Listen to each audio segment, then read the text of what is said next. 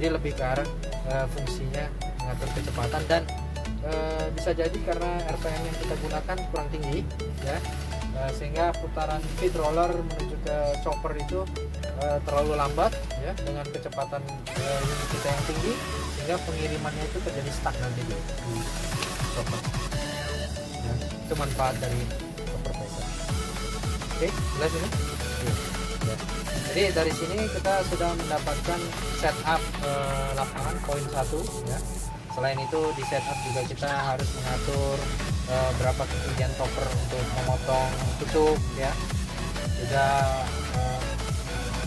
di sebelumnya tadi kita atur berapa RPM untuk buang sampah di ekstraktor ya. Kalau terlalu besar putarannya, bentuk tebunya keluar, atau pada saat dia basah seperti apa, pada saat dia kering ya, terus masuk ke dalam tahapan setup awal ya.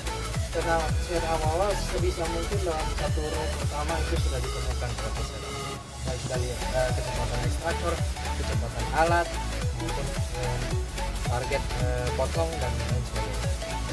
Setelah itu kita akan masuk ke yang kedua yang perlu kita setting, yaitu end of row setting. End of row setting kita masuknya di menu crop divider. Di menu crop divider di halaman pertama ini ada menu untuk pengaturan floating crop divider. Jadi di halaman homepage tadi yang halaman 1 ini kita lebih ke arah ke kontur base cutter ya, kontur base cutter. Yang di halaman kedua masuk ke crop divider. Di halaman crop divider yang pertama kali kita lihat di sini adalah untuk pengaturan beratnya si crop divider ya. Ini berat crop divider kiri, yang ini berat untuk crop divider kanan ya. Yang tengah ini base cutter height target. Ini lebih ke arah untuk mengatur return to cut ya. Berapa nilai return to cut yang kita inginkan, baik dari untuk berat crop divider maupun dari target base cutter height. Misalnya di sini target base cutter height saya di angka 24, kemudian di berat crop divider saya di 50 ya. Artinya di sini 50 ini nilainya kalau semakin tinggi dia akan semakin ringan si crop divider. Kalau semakin rendah nilainya dia crop divider akan semakin berat.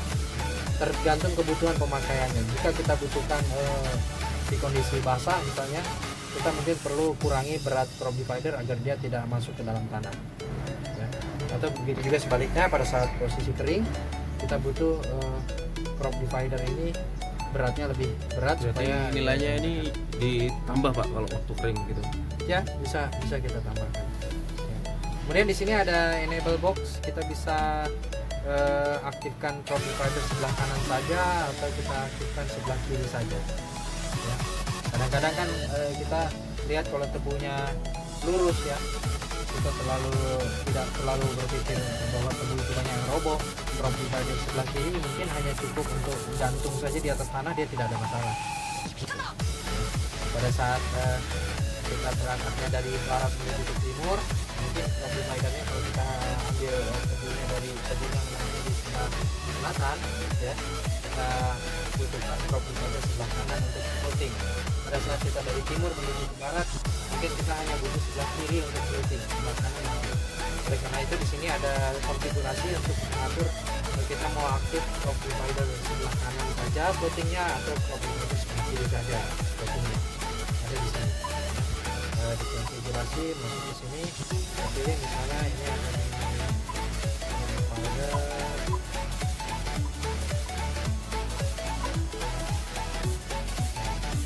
crop divider floating, bisa sebelah kanan saja atau sebelah kiri saja.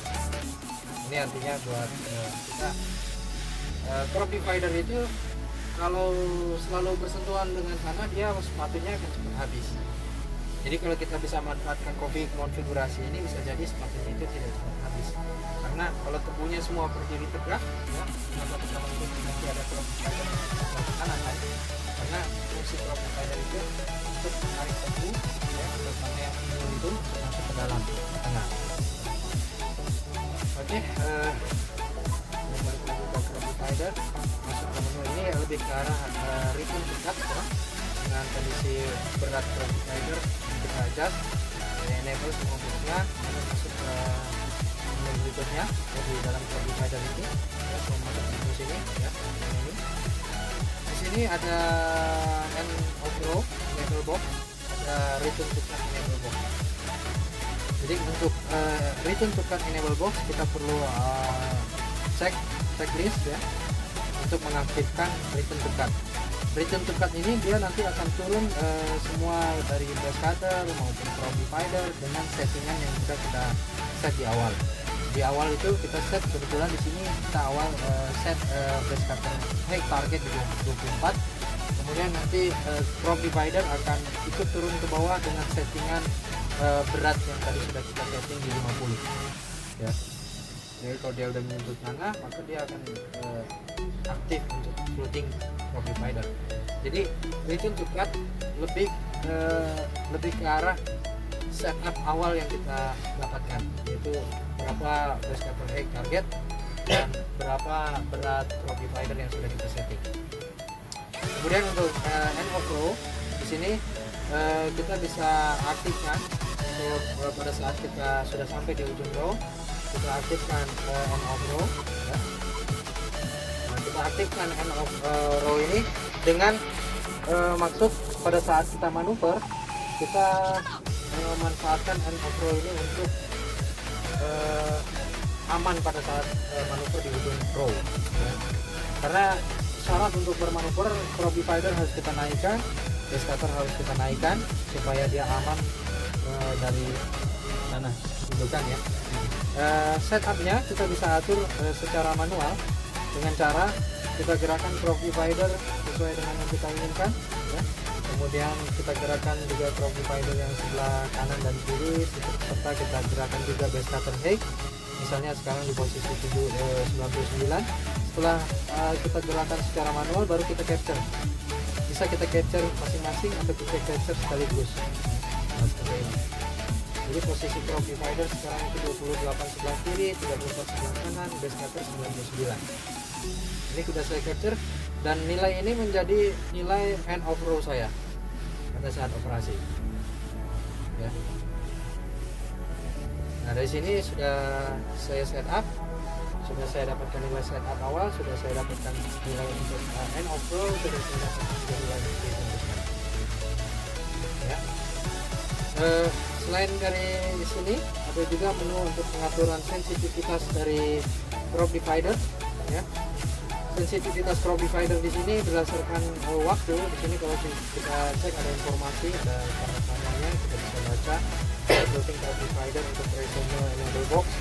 Jadi kita aktifkan buat dia kembali ke posisi floating ya. Untuk sensitifnya kita bisa atur seberapa lama dia kembali ke posisi floating. Pada saat dia naik karena kontur yang berbeda, maka dia akan turun sendiri dengan sensitivitas yang dapat kita atur sesuai dengan yang ada di sini. Kalau kita mau buat dia lebih sensitif, kita arahkan dia ke tinggi atau kita arahkan kira-kira biar dia tidak terlalu sensitif. Berdasarkan waktu, misalnya ini 1 detik, 2 detik, 3 detik, 4 detik,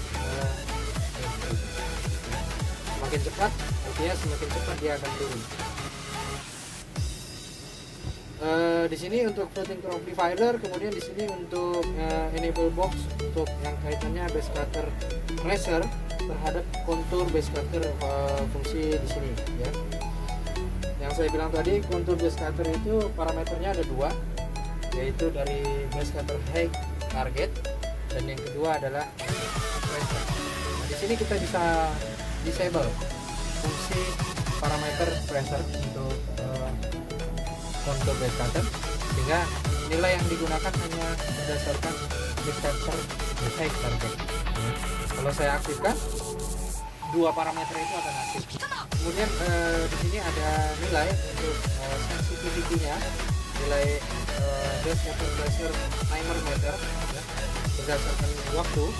Jadi kalau saya buat di sini timernya 15 detik ya, misalnya saya buat 15 detik, maka si kontur base cutter tadi ketika dia naik ya, karena pressingnya terlalu tinggi, lalu dia tekanannya terlalu rendah, dia naik. Kemudian untuk turun kembali ke base cutter height target itu membutuhkan waktu sekitar 15 detik. Jadi di sini sensitivitasnya berapa detik dia harus kembali ke posisi height target. Kalau kita buat dia rendah, maka ketika dia naik dia dalam waktu 2 atau 1 detik dia langsung turun kembali ke posisi. Itu nanti tergantung kita bagaimana kita mengatur itu sehingga hasil potongan tentunya lebih baik.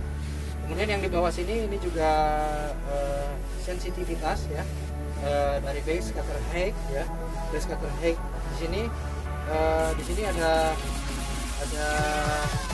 parameter 2 sampai 8 detik untuk parameter base cutter height target. Kalau dia terlalu cepat atau kita buat cepat, maka ketika base cutter height itu di posisi naik di atas toleransi target height kita, maka dia akan secara cepat untuk turun. Kalau kita buat dia lambat, dia akan begitu juga di sini juga kaitannya dengan sensitivitas terhadap riser tadi, juga kecepatan turunnya di base cutter. Di sini ada informasinya untuk itu base cutter timer meter, kemudian di sini untuk sensitivity meter. Jadi ada 2 parameter selain waktu, dia juga bisa dibuat sensitif atau tidak. Seperti kalau di transfer ada draft sensor, ya, draft sensor itu ada 1, 2, 3, 4, 5. Ya, kalau kita buat 5 dia sangat sensitif, kalau kita buat 1 dia tidak terlalu sensitif, atau 3 dia sedang sensitivitasnya. Di sini kita bisa atur pura-pura atau fungsi sensitivitasnya. Kemudian di sini kita bisa atur berdasarkan timernya, berapa detik dia harus kembali turun ya, sesuai dengan base cutter height target. Oke, jelas itu.